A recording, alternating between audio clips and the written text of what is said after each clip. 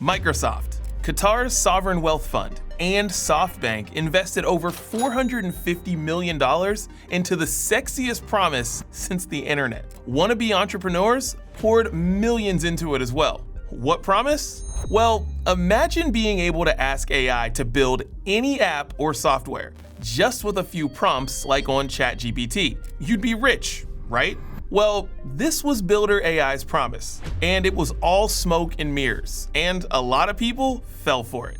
For 8 years, this British company convinced the world that becoming a successful tech bro was as simple as ordering a pizza. The reality was different. Behind their AI was a hidden army of developers working manually, forced to hide their existence to maintain the technological illusion. How on earth did nobody catch this? I mean, if you prompt ChatGPT and it takes an hour to respond, you'd start to question it, right?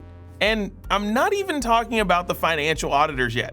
They completely missed the trick that is now taught in every business school. How come that some of the world's most sophisticated investors still fall into financial traps that are in the corporate fraud playbook? At BlackLine, we help companies automate their accounting process with AI. We know the ins and outs of bookkeeping and what it really takes to make AI work for people. So in this investigation, I'll show you how Builder.ai made fake it till you make it possible at such a gigantic scale. Builder.ai's pitch was deceptively simple. You chat with their AI assistant, Natasha, describe what you want, and she builds your app automatically. No coding knowledge required, and you don't even have to know what infrastructure means, just like ordering a pizza, as founder Sachin Dev Duggal loved to say. Duggal was a serial founder with previous successful ventures, which gave him instant credibility with investors. When someone with a track record comes to you with the next big thing, you listen.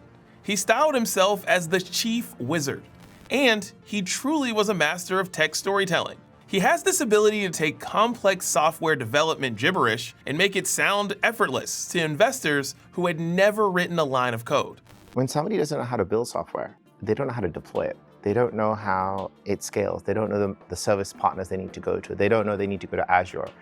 They don't know who to use for payments. And our platform is designed around this vision of build, run, and scale. And our vision is really that you could be Joe's Pizzeria and become Domino's, and you didn't have to move off the platform. The timing was perfect. May 2023, just months after ChatGPT had exploded into mainstream consciousness. Every company was scrambling to find the new AI adoption use case, something usable by everyone, and Builder.ai seemed to have cracked the code. They raised another $250 million in their Series D round. That's late-stage funding for companies that should have proven business models and clearer paths to profitability. When you're at Series D, investors expect mature operations, not experiments. The round was led by Qatar's sovereign wealth fund, with Microsoft participating strategically. Well, if Microsoft's smart money is in, it must be the new golden goose, right? FOMO investing at its finest. The fear of missing out on the next OpenAI pushed investors to move fast rather than verify fundamentals. Builder.ai reached a $1.3 billion valuation, officially becoming a unicorn. But behind this revolutionary technological promise was hiding a deception even more audacious than anyone imagined. Okay, how do you organize the biggest technological masquerade since Theranos? Here's how Builder.ai actually worked. You'd visit their website, interact with Natasha, their supposedly revolutionary AI that could understand your requirements and start building immediately. The interface was slick, the responses seemed intelligent, and the promise was intoxicating. But behind Natasha's digital persona were hundreds of human developers, primarily based in India. According to former employees, developers were instructed to time their communications with UK business hours to make it seem like the AI was operating from Builder.ai's London headquarters. They were specifically told to avoid Indian English expressions in their correspondence with clients. Think about this for a second. You have skilled engineers, people who could build legitimate software being forced to pretend they don't exist. It's like having a world-class chef hidden in the kitchen and telling customers the meal was prepared by a robot. Nonsense. The cracks in this facade were obvious to anyone paying attention. customers regularly complained about delays. Anurag Gulati is an entrepreneur who tasked Natasha to build his AI-powered dating app project. It took months longer than promised. It was delivered buggy and unusable. Great sales, but zero execution, Anurag reported to the media. It's pure AI washing, misrepresenting human labor as artificial intelligence to inflate valuations and attract investment. Most investors and customers don't understand how AI actually works, so they can't distinguish between genuine automation and elaborate theater. Perfect environment. By the way, this practice is more widespread than you might think. Companies across industries slap AI-powered labels on basic automation. Even ChatGPT relies on thousands of cheap foreign workers to do the dirty work. Have you heard of it? I'll come back to it later. In the Builder.ai case, some things were actually made by AI. Yes, the story gets more nuanced than the viral headline suggested. Natasha was actually a legitimate AI system. Builder.ai had around 15 core engineers, mostly UK-based, who had built a real AI platform with code generation capabilities. It was really an agent who could run workflows in multiple languages. But they were massively overselling its capabilities. It required extensive human work to make it functional. The 700 Indian developers were legitimate outsourced brains working on actual client projects through companies like Globant and Tatvasoft. Builder.ai claimed 80% automation, so of course, customers expected ChatGPT speed responses. But they got delays because real humans had to customize and fix the AI-generated code.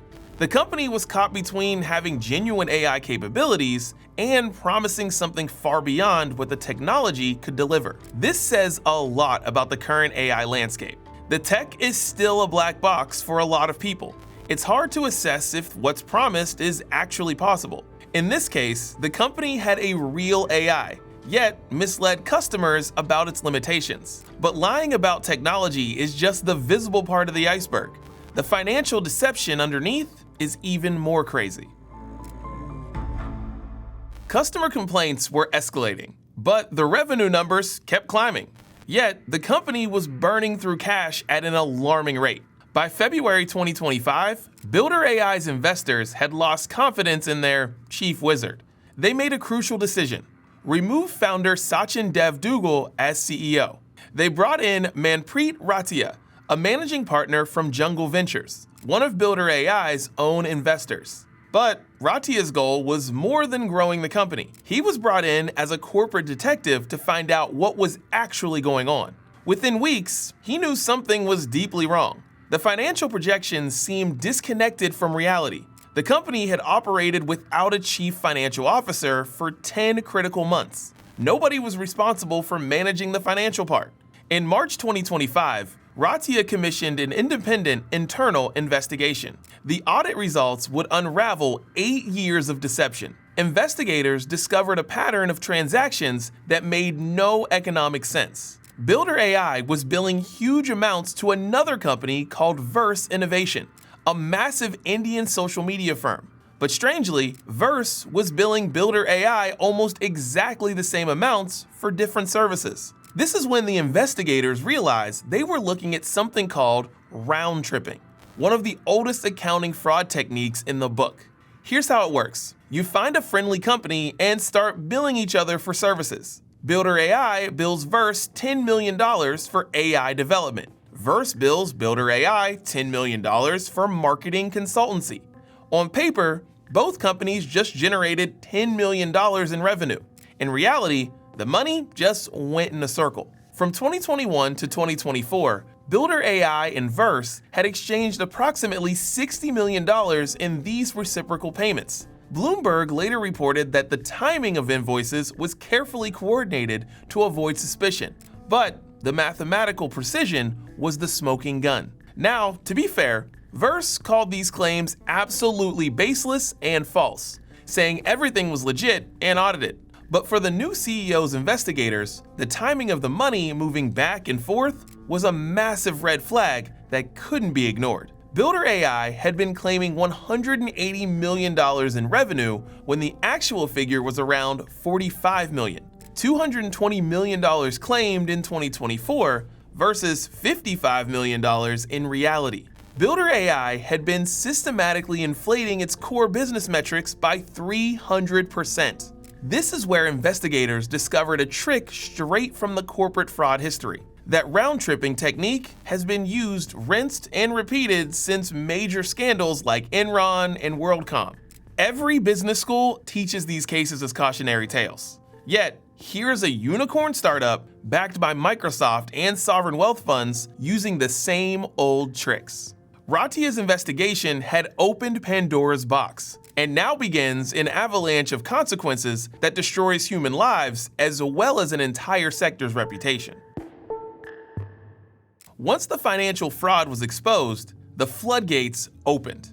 Whistleblowers started coming forward. Former employees, emboldened by the leadership change, began revealing the full scope of the deception. They described the pressure to maintain the AI illusion, the elaborate schemes to hide human involvement, and the culture of financial manipulation that had infected the company from top to bottom. By May 2025, news of the massive revenue inflation had leaked beyond Builder.ai's walls. That's when the U.S. Attorney's Office for the Southern District of New York, one of the most powerful prosecutors in the country, issued a subpoena demanding Builder.ai's financial records, accounting policies, and customer lists. When you get a federal subpoena from SDNY, you're cooked. It's the opening move in a federal criminal investigation. It was no longer a simple business failure. Viola Credit, the Israeli firm that had lent Builder.ai $50 million just months earlier, they panicked.